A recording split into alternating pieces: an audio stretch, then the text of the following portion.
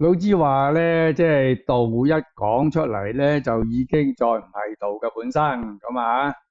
咁啊，佛教徒咧都相信咧，即係佛理高深啊，即係不可說啊。咁何以故咧？咁啊就係因為人嘅智慧係有限嘅啊。咁啊，語言文字所能夠表達嘅意思咧，亦都係極之有限嘅啊。咁你講出嚟嘅嘢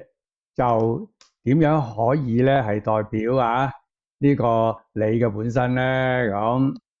咁我哋基督教咧就較為特別啲啦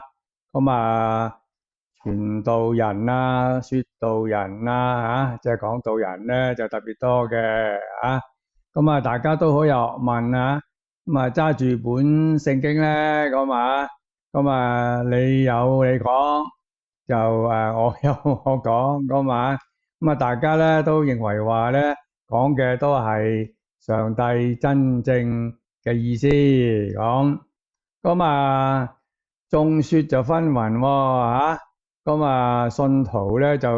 只能夠咧各有各信啦至於邊個先至真能夠講出呢個上帝真真正正嘅聖意咧